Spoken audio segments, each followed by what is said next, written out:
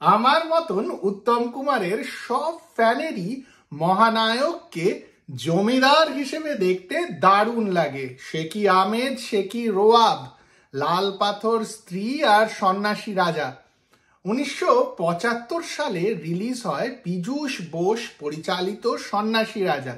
আজকের আড্ডা সন্ন্যাসী রাজা ছবিটিকে নিয়ে। আমি তন্ময়, আশা করি আপনারা সকলে ভালো আছেন। ভাওয়াল সন্ন্যাসীর ইন্টারেস্টিং কেস নিয়ে যখন পীযূষ বোস সন্ন্যাসী রাজা ছবিটি বানাতে চান, তখন নাকি উত্তম কুমার বলেই দিয়েছিলেন যদি স্ক্রিপ্ট দারুণ হয়, গল্পটা এত ইন্টারেস্টিং যে ছবি হিট হবেই। আর সেই রকমই হয়েছিল। দারুণ স্ক্রিপ্ট, উত্তম কুমার ছাড়া সুপ্রিয়া দেবী, রবীন বন্দ্যোপাধ্যায়, সুলতা চৌধুরী অভিনীত সন্ন্যাসী রাজা কিন্তু খুব ইন্টারেস্টিং একটা ছবি। আমরা তখন ছোট ছিলাম, তাই জন্য টিভির পর্দায় যখন প্রথম সন্ন্যাসী রাজা দেখানো হয়েছিল তখন অতটা বুঝতে পারিনি। পরে যখন সন্ন্যাসী রাজা ছবিটা দেখেছি তখন কিন্তু কেসটা নিয়ে শুধু নয়, উত্তম কুমার, সুপ্রিয়া দেবী আর রবীন বন্দ্যোপাধ্যায়ের অভিনয় দেখে মুগ্ধ হয়েছি।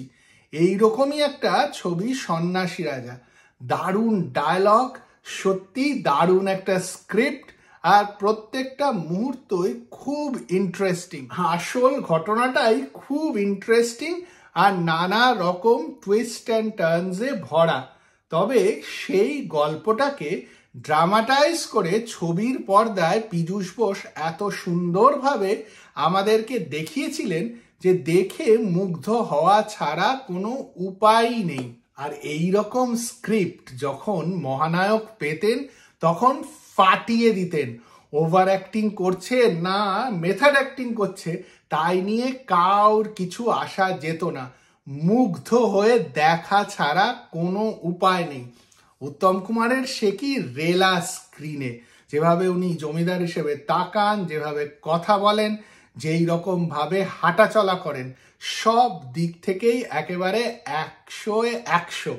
আর তার উপরে সন্ন্যাসীর মেকআপে আর রোলেও কিন্তু উত্তম কুমারকে খুব সুন্দর দেখিয়েছিল।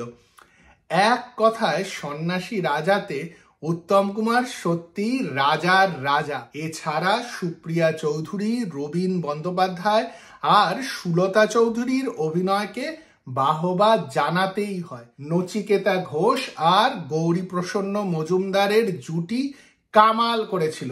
প্রত্যেকটা গান মান্নাদের গাওয়া।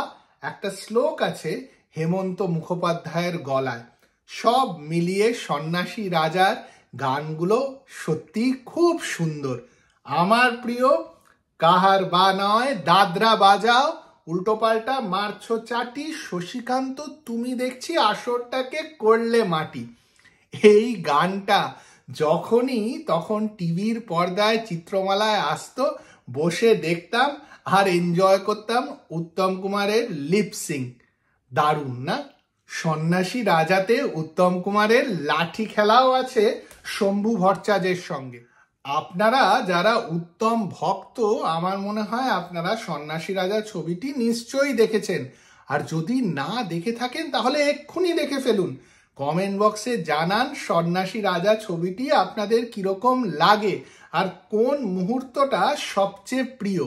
আর যদি এই ভিডিওটি ভালো লাগে তাহলে লাইক আর শেয়ার করতে একদম ভুলবেন না, আর চ্যানেলটিকেও সাবস্ক্রাইব করুন।